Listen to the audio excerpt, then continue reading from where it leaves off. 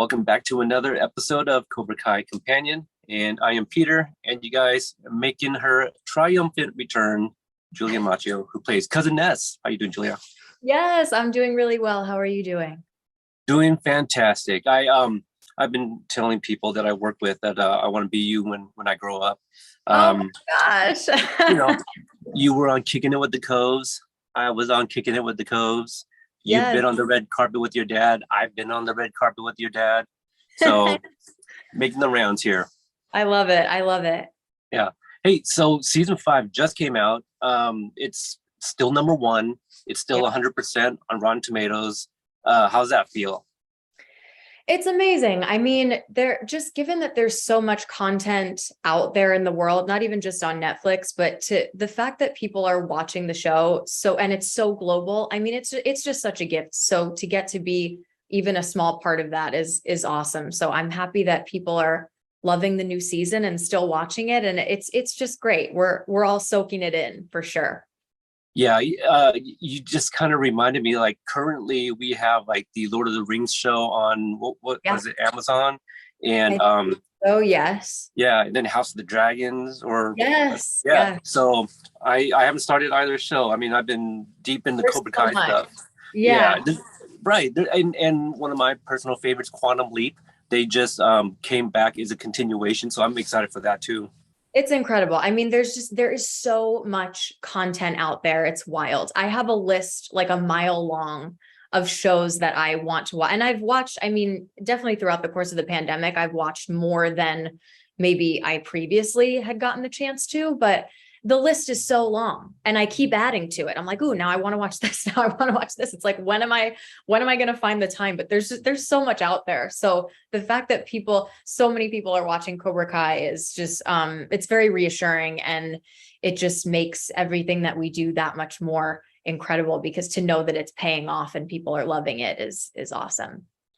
Yeah. What your mile long list? What's on the top of that list? Like maybe 3 show titles. Oh my gosh, 3. Oh God, I don't even know I don't even know where to begin.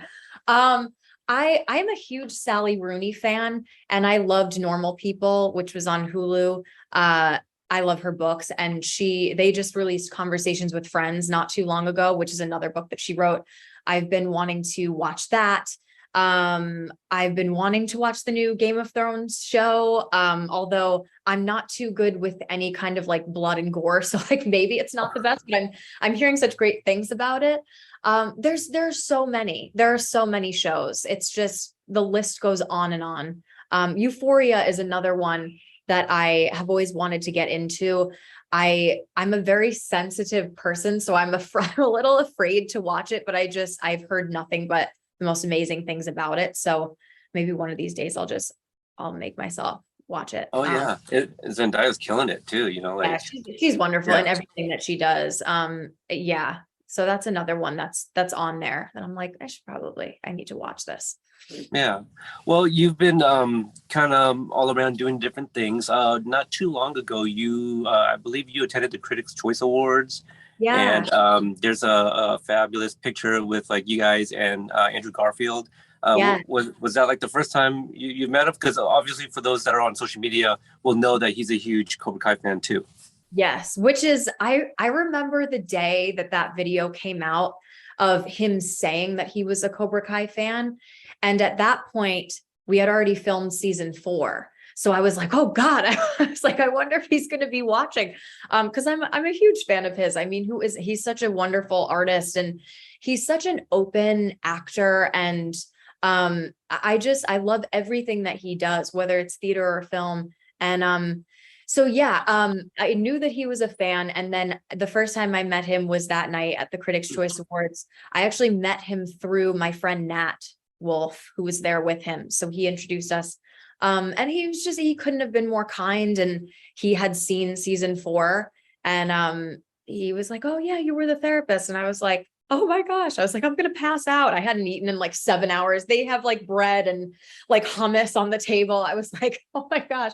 But he couldn't have been nicer. And so to get to meet him that night was definitely a highlight. And And of course, my dad was there as well. And so to see them interacting was really cool. And yeah, it was a big fan fest between the three of us. So it was really cool. Yeah, it looks really cool. Yeah. You mentioned that you hadn't eaten for like 7 hours. Like I had just covered the red carpet for the first time. I've never done anything like that. For you Yeah. guys to even be in attendance, is it kind of similar where you guys are just being pulled left and right by everybody and you got to talk to all types of media? It's a lot. I mean, any kind of red carpet event. That was the first Critics' Choice Awards was the first, it wasn't the first award show I'd been to, but it was definitely the first award show that I had been to that was kind of that level. And this was also coming out of the pandemic. That was the first like really, really big event that I had gone to. I had maybe gone to one other premiere, but it was a lot. So the energy felt extra frenetic because we hadn't been doing things like that in so long. So it was kind of like a shock to my nervous system. I was like, whoa, this is what a crowd is like. But yeah, it's a lot. You are being pulled in a lot of different directions. You have to, I mean, usually I bring snacks in my purse. My clutch was not quite big enough that day. So to fit any kind of snacks. But yeah, it is a lot. I usually, before going to any kind of event like that, I like to try to do like maybe a meditation or something to kind of like ground myself a little bit beforehand, but it's challenging. It's challenging to feel grounded when you're around so many people and doing interviews and like interacting with, it's push and pull, like you said. So, but it's still fun. It's a blast. Yeah, it is. It could definitely be overwhelming. Since the release of season 4 and even recently with the release of season 5, are people like seeing you out in public and saying, "Hey, you were on Cobra Kai," and recognizing you? Yeah, I mean, definitely here and there. I mean, it's not as much as certain other cast members on the show, but yeah, you definitely feel the effect that the show has and you feel how many people are watching it. It's happened on several occasions and all positive responses, and I'm very grateful again, like that people are watching the show and that they're loving it. And whenever you come in, I think we talked about this last time, whenever you're coming in as a new character, you don't know how that's going to be received. You just, when you're coming into a world that's been established, especially as such a specific character, which Cousin Ness is, you just never know how that's going to be received. But I'm so thankful that people seem to really like her and take to her and find her entertaining. And again, that comes down to amazing writing. And it's just, the feedback has been wonderful and so lovely. And I'm very, very grateful. So we continue to see so many other celebrities are huge fans as well. Have you come across like a tweet or anything like that where you were just like, "Oh wow, this person is a fan of Cobra Kai too"? Mindy Kaling is one of them. I mean, she's been a fan for a while, but every time that she tweets about the show, and she watches it pretty early on, like she tweeted about it, I think last week, when it had just come out. And I was like, wow, she's on it. I'm a huge, huge fan of hers. So just to know that she's watching the show is really, really cool. It's awesome. Yeah, I remember when Patton Oswalt, when he was about to start his binge, he was basically like, I forgot what he said, but it was something to the effect of like, nobody bothered me for the next 6-7 hours or something like that. So clearly he was going to binge. Yeah. He's a binger. He means business. I mean, it's such an easy show to binge though, because it's, they're 35-ish minute episodes and it really, the momentum just stays throughout and it builds and builds and builds. So it's one of those shows that it's very easy to binge. You kind of have to. There's no other way. I don't know what I would do if it was a weekly show. The way, I mean, the first episode of season 5, we see Chosen inside Cobra Kai. Episode 2, Chosen confronts Terry Silver and it ends. Yeah. Episode 3, Mike Barnes sees his store on fire. Like, how? Like, how do you, like if you were, it is so much. It's currently Game of Thrones, basically. Is essentially what that's how I would describe season 5 in particular. The stakes are so high and there's so much action-packed goodness. I really love this season. I thought season 4 was wonderful. And then I saw 5 and I was like, how are we doing this? It's great writing and great performances. And we have such an amazing crew, and just everybody involved is just so wonderful. But it's a lot. Season 5 is a lot. It really is. I was able to write a non-spoiler review, and the headline of my article was season 5 of Cobra Kai is the best Karate Kid sequel. You know, because it just feels like a movie. You know, everybody's back. You know, in ways that you wouldn't expect too. Right. Oh, absolutely. Yeah. Robin Lively. I mean, love her. I saw that coming. Yeah, you know, Amanda's cousin. Yeah. She's fun. I love her in the show, and I love her in life. She's one of those like spirits that is just she's lively. I hate that.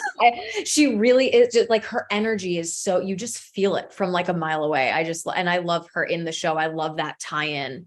Not to spoil, but also if you're listening to this and you haven't watched yet, what are you doing? Like, exactly. Yeah, for real. Gosh, when were you when did you find out that Cousin Ness was making a return? So I was actually in Atlanta when I found out. I was visiting the set for my dad's birthday. It was the first week of November of 2021. Again, I'm like, what year are we in? For those of you who don't know, Cobra Kai filmed 2 seasons in 1 year. So season 4 filmed from January to like May of 2021. And then Netflix was like, we want you to film season 5 like right away. And so then season 5 filmed from September to December of that same year. It was wild. So I found out that first week of November when I was in Atlanta, and I got an email from my agent saying, hey, I'm sure that your dad has told you, but right now you're in the episode 509 draft. And I was with my dad. I had just gotten to Atlanta, and I looked at him. I said, did you know this? And he was like, I didn't know. So it wasn't 100% solidified at that point, because it was just the draft, but they were like, you know, you might have to go back there in a couple of weeks. And I did. We ended up filming. It was like 2 days after Thanksgiving. I had to get on a plane and go back down. So it was a lovely surprise. And I saw, I think it was John Hurwitz a couple of days later, because I was there that whole first week of November with my family. And I saw him, and he told me kind of the idea that they had and how it would tie into, you know, the fun kind of club episode and the tie-in with Anoush, which I was so excited about because I had never met Dan up until that point. Really? We had never met. We followed each other on social media, and so we knew who the other person was. I think we had interacted on social media, but we had never met. And so I hit both him and Bret. They're just such wonderful comedians and people to be around. And so to get to work with him and meet him I was so excited. So that's when I found out. It was first week of November, and a few weeks later I was going back there to film. And what's weird is we were filming season 5 right before season 4 came out. So I was filming for the second time as Ness, but I still couldn't say that I was in the show yet. So it was this trippy, weird thing where it was still a secret that I was even in the show at all, but I was coming back for a second time. It was so weird. I was like, this is like Twilight Zone. It's a good problem to have, but it was. Yeah. I mean, it was really well welcomed. I actually, when I first saw Anoush dancing, I go, that's not her. Oh, pardon me. That was You were so shocked. Yeah, I was so shocked. I'm knocking everything over here. It's the power plug here. No, so yeah, I saw Anoush dancing, and I was just like, that can't be her, is it? And everything just happened so quickly, and I was just like, they brought her back. So it was a really nice surprise to see Cousin Ness for sure. Yeah, it was. I put this. I think I put this on my Instagram story the other day. I was sharing like some behind the scenes pictures and videos that I had collected. And I was talking about like the idea of, you know, how to do Ness's hair for season 5, because obviously season 4 you have it's like you're introducing this stereotypical, or what you think is a stereotypical character. So we were like teasing the hair, we had the big poof and all that. And so I actually, when I went to set for my season 5 wardrobe fitting, I stopped in the hair and makeup trailer actually to meet Dan, because he was in there, and to say hello to everyone. And I think some of the like hair and makeup like members, they were like, oh my gosh, we didn't recognize you with your hair straight, because my hair was pretty straight. My hair is naturally pretty straight. And so then we got this idea. We were like, oh, well, what if we did it just like middle part pin straight, like hair extensions, so people wouldn't recognize her from the back. But you had a feeling, you know. I had a feeling. Because I mean, because like if you remember the scene where Louis is like, hey Noosh, you know, you want to come join and all that stuff. It's just kind of like, you know, you don't really think anything of it. But the fact that Noosh ended up being there and it was all like, secretive. Yeah. So like who's that? And I was like, could it be? But yeah. But also that dress that Frank put you in, right? It's like a snake print or something.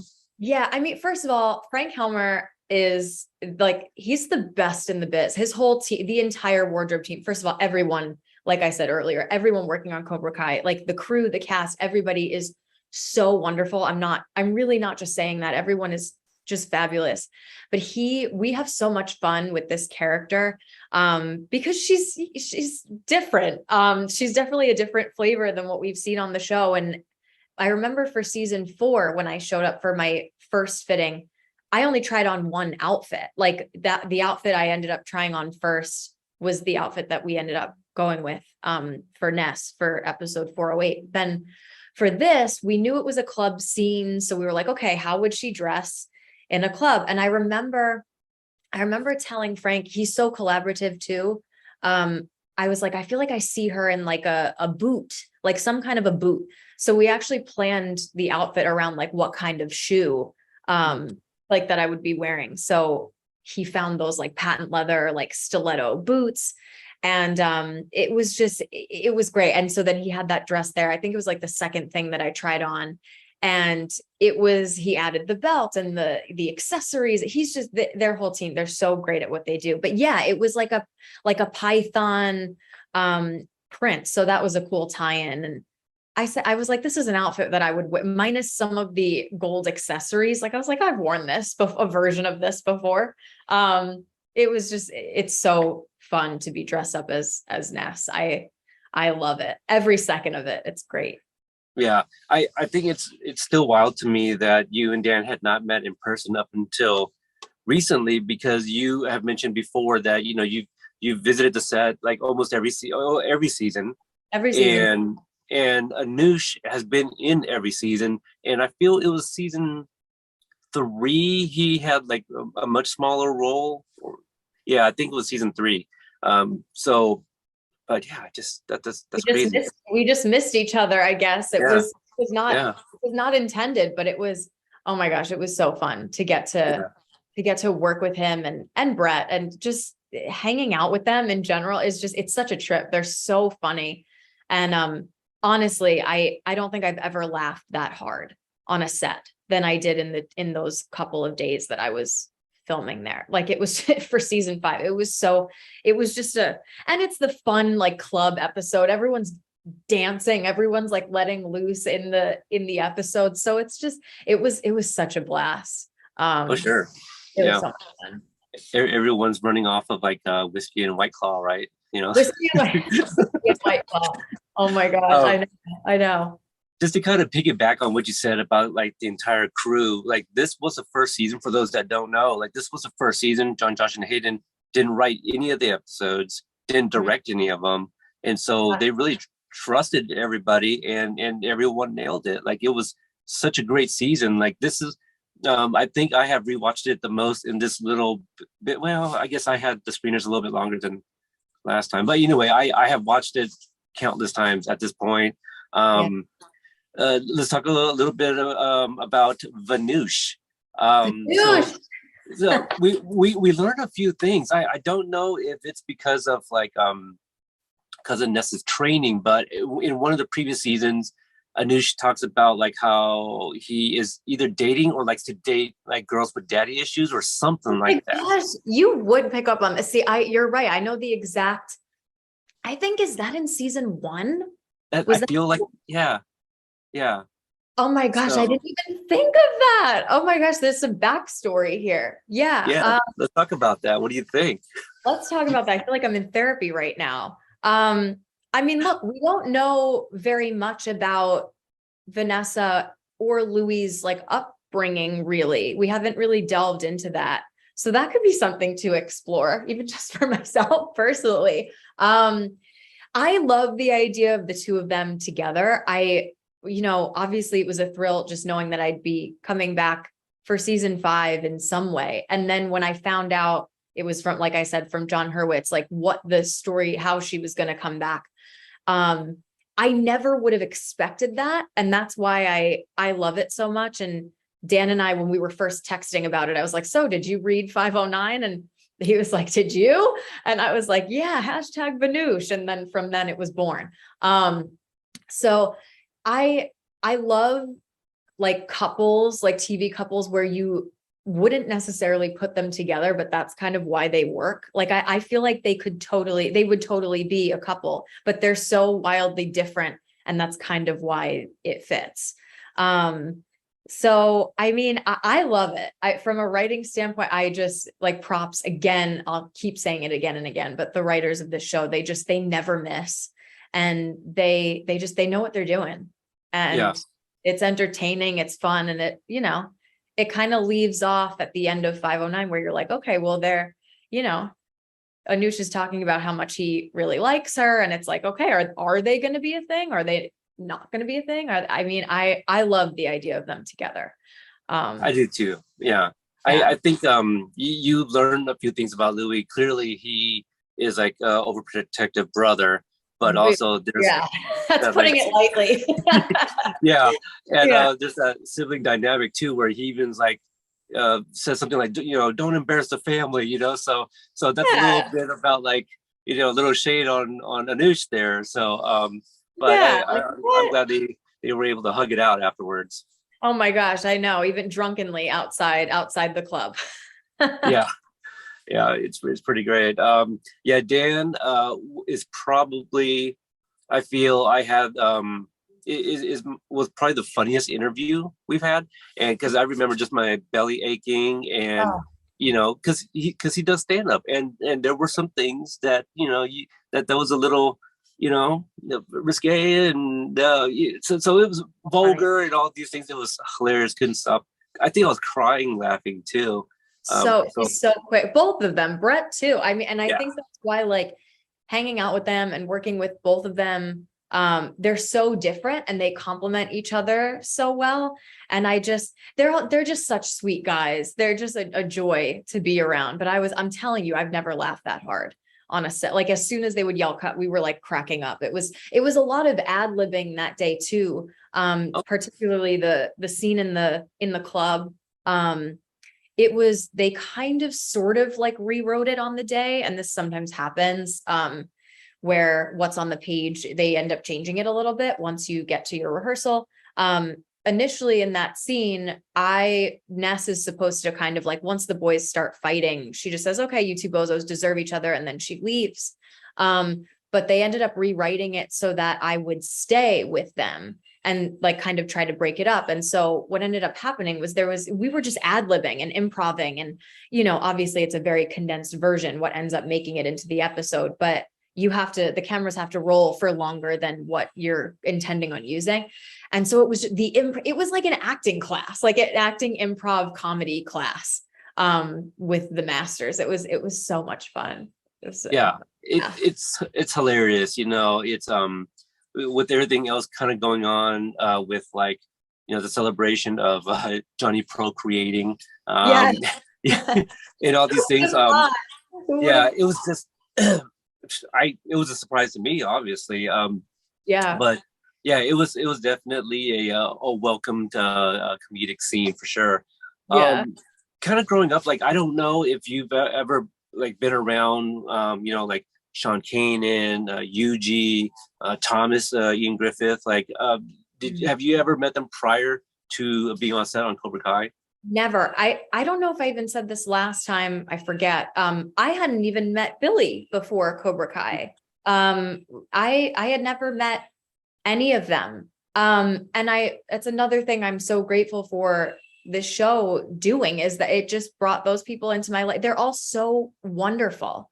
And yeah, I had never met any of them before Cobra Kai started. Billy, I obviously met season 1 when I went to visit. And now when I was with him in LA for the premiere, we were just talking about Cobra Kai and all of it, the Karate Kid franchise, everything. And I said, how weird is it that we're like sitting here talking to each other right now and like we know each other and we're friends? Like, did you ever think when you were 18 or however old he was, like when he filmed that, like the first film back in the 80s, like I'm like, did you ever think you'd be here sitting here talking to, my dad's daughter and like that we're friends? Like, how weird is that? But how cool. Yeah. He was like, yeah, it's just wild. So yeah, to answer your question, no, I had never met any of them before meeting them on set of Cobra Kai. And it's just, everyone's just so lovely. And speaking about Yuji and Thomas and Sean, they're all just so wonderful in this season. And again, in unexpected ways, maybe not Thomas. We knew he was the villain. And he's such a cool guy, so kind, his whole family, Yuji as well. And just, it is so wild that we're all just connected, personally and professionally. I never would have thought ever, if you would have told me as a kid, like there's going to be a spinoff, show about Karate Kid and Cobra Kai, and you're going to be friends with everyone that's involved in it. I'd be like, yeah, okay. Yeah. Sure. It's a very unique situation, like not many people are going to experience that at all. So it is pretty cool. It's wild. Yeah, the last time we spoke, you said something to the effect of like you hadn't seen season 3, or like you've seen it, not very much of it. Karate Kid 3. Karate Kid 3. I'm sorry, what did I say? Cobra Kai 3? Season 3. I have season 3.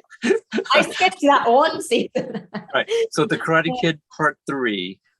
Did you go back and watch it before season 5? I feel like I shouldn't answer that because people are going to be disappointed with me. Here's the thing.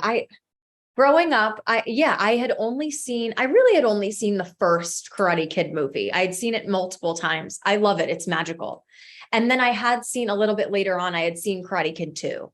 And I never watched the third one. Now I've seen enough clips where I feel I've seen bits and pieces. I've just never sat down and watched it start to finish. That's not an intentional, like, oh, I really don't want to watch. I've just never seen it. So now I feel like I've seen it, especially after season 5. I'm like, God, what else is there? But no, I have not done like an official, like formal sit down movie night where I watched Karate Kid 3. Maybe now I should, because now it's like 2 strikes. You're not going to have me back on here to ever talk again until I watch. No, that's nonsense. No, I'll have all the cousin Nessa's back every time we see her. I'll ask a couple more things and we'll wrap it up. Just kind of quickly, you mentioned the premiere. I was meaning to ask that earlier, but what was the premiere like? Have you been to anything like that? Because it looked like it was a concert in a premiere, and then you guys saw the first 2 episodes. Yeah, it was. They did it in a really unique way. I mean, I hadn't been to something quite like that before, where it was outdoors, and Street Food Cinema, I believe, is the company that kind of ran it. They had food trucks, and they did have like a VIP section for like the actors and the crew of the show, but then they opened it up to, general admission, where people could just buy tickets. I think they were free, and people could just come and watch the first 2 episodes. And so it felt very Cobra Kai-esque. Like, I'm like, it would feel weird to do a premiere of this show and not involve the fans in some way, because first of all, the Cobra Kai fandom is unlike any other I think I've ever witnessed ever. They're so dedicated. It means so much to them. The whole Karate Kid franchise, it connects so many, like multiple generations, which is such a rare thing. But but it, just taking the show from YouTube to Netflix, and now it's so global. I mean, if people aren't watching the show, you don't have that. Obviously we're so grateful to Netflix for giving it that platform. And at the end of the day, if people aren't watching, I mean, we're not having this conversation right now. So to have an event and not involve the fans would have felt wrong. So it just that you felt that energy, you felt the excitement. There were multiple billboards on Sunset out in LA, which is so cool. But the premiere was amazing. It was cool to hear fans' reactions when you're screening the first 2 episodes and people reacting to things. And it was awesome. It was really, really fun and a very unique experience, but it felt right for what the show is. Yeah. Okay. So now for, as we get ready to wrap up here, I'm going to kind of put you on the spot. Okay. Okay. You and I, we had talked previously, and because I was like, did you see season 5 yet? And that kind of thing. So yeah, I don't want to give you like, oh, top 3, top 5 or anything like that. Give me some of Julia's like favorite moments, whether it was shocking or yes, we finally got this, or something like that. You mentioned also that you don't really do like blood and gore and stuff like that. We got some blood this season, like a lot of blood. God. Oh my God, did we? Okay, well that makes me think. Okay, so you're asking for like shocking moments, like anything that kind of made you feel, like even comedic. I mean, we got chosen. That's all I did this season was feel. I was just feeling constantly. I guess I'll go kind of chronologically. So the first thing I can think of is I believe it's the end of episode 2, when Johnny and Robbie find Miguel. That moment is so beautiful, and I got a little choked up and emotional. I thought it was so beautifully played and honest, and so that brought me to tears. I love the sequence of when Samantha is kind of fighting her shadow self. I forget which episode that's pretty early on as well. I love that, how that's 3 or 4. Yeah. Yeah, it's early. It's in the first half, definitely, because it's as they're kind of establishing, her demons and what she's dealing with or going to be dealing with this season. I love that and how that was executed. I loved watching Tori's arc this season. I think that she's kind of suffering in silence for a lot of the show, and I think that you just really feel for her in a way that is very unexpected. Because if you're talking like season 2 and 3 Tori, you're like, how I remember for myself, and I love Peyton, but for her character, I was like, how can you find empathy or sympathy for this person? And then you're watching this season, and there's a really beautiful arc there. And then as far as like shocking, like grotesque moments, there's a moment with a finger. I'll just say that I audibly screamed at. That's all I'll say. Okay. That's all I'll say. Yeah. Yeah. Did you also catch the scene where Johnny and Daniel are talking outside? This is the finale, and behind them is Amanda admiring something on Carmen's finger. I'm not going to say. I don't know. Okay. I did not, but I have heard that. Or I saw something on Twitter about that. I did not, but I didn't personally see it, but I did see tweets about it. Oh, and another thing I want to talk about really quick, another moment is the fight in 505. We're giving all the spoilers right now. You don't even need to watch the this like, but when season 5 or any season comes out, like you literally have one weekend, and you gotta get on it. Your fault. Like we'll give you a couple days to take some breaks here and there in between. Yeah, get some water. Come on.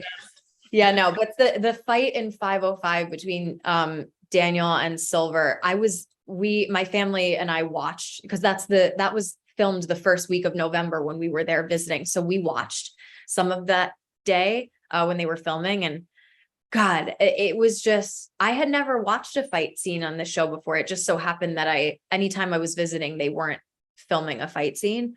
So getting to watch that in person was awesome. And then to see it played out on screen, it was, I think it's the most intense fight of the show, or the most, I don't know. I just felt it tugged at my heartstrings. It was kind of brutal to watch, but it was amazingly done. And the stunt team is just, our Emmy nominated stunt team, they're just phenomenal.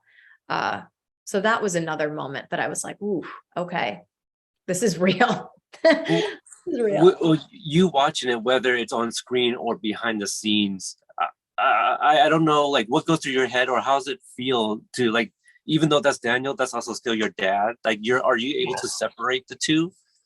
I am. To be honest, I don't like watching anyone get beat up. It doesn't matter who it is. I've always been since I'm a child, like I'm very sensitive to that. I know that it's not real. I'm an actor. I obviously know that, but it feels real, which means that they're doing their job right. But I can separate it, but it doesn't matter who it is. If someone, even when Sholo had to fly over that railing and I had such a hard time watching that. Because it's, well, how could you not? But yeah, it doesn't really matter who it is. I'm very sensitive to that, but I can separate it, especially when you're there and they're filming it in pieces. It's not, you don't have the music, the underscore, like there are a lot of elements that aren't quite there yet. But it's still, watching them do it is amazing. And watching the stunt guys go in and like, kind of swap in for certain parts, that they're just, what they have to do in such quick turnarounds, the amount of fight sequences that they have to get through in one season is just, I wish people could just see it up close, because they're amazing. Yeah, they really are. I mean, I'm really enjoying picking your brain. So if I could just ask about two more moments for season 5. Number one, when Daniel walks into Mr. Miyagi's room, what did you think about that sequence? It was beautiful. I mean, I'm forgetting exactly which episode, but I know it's like towards the end. And so just after the tumultuous nature of the season, that's a very grounding, beautiful moment. Anytime that Miyagi is brought into the series, and he's there throughout, but anytime the focus is really on him, it's so beautiful. And I like to think that Pat is watching and blessing this entire experience for all of us, really. It's very grounding, and this show gets so big, like we were talking about earlier. It's karate Game of Thrones. And so then when you have just a real simple, honest, not that the rest of it isn't honest, but when you have just a simple moment like that, it's kind of like okay, this is at the core, really. That's the foundation of what started all of this. So it's beautiful. I thought it was well played and obviously well written. These writers, they never miss. So it came at the perfect time. It was really great. And to kind of piggyback on that, what about the return of the crane kick? Oh, I mean, the only right answer is that it's perfect. It was, I'm sure my dad could probably speak to this more, but I'm sure that he wouldn't want to do it if it wasn't necessary and the right time. And it was the right time. It didn't feel forced. It didn't feel like, oh, we're just trying to like tie that in where it's unnecessary. It really, the entire season had been building. And so then it was that much more gratifying when you get to it. It was perfect. He stuck the landing. It was great. It was so great.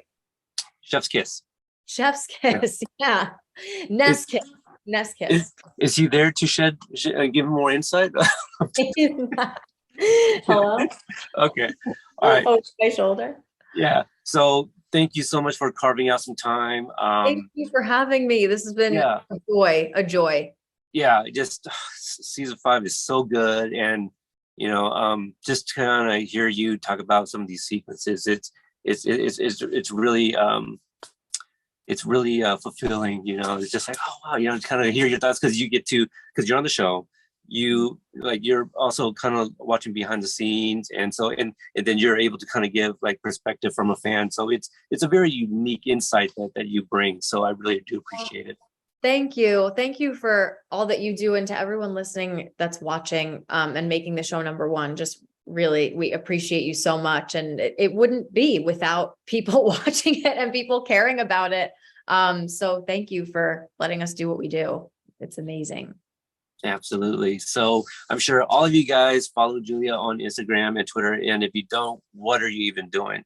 Because you're sharing like photos and videos from behind the scenes. I think was it Mary that filmed like some of your sequences? Yeah, she my dad did as well. And then Mary, she surprised me the day that we were filming the club scene with the slap and the tackle and all that. And so she captured all of my behind the scenes like video content. It was so helpful. I was like, thank you I'm so glad you're here. And also, what do I owe you? Like, what's your rate? Yeah. Okay. And with that, I want to thank everyone for your guys' continued support, and we'll see you guys next time. Yay. Bye.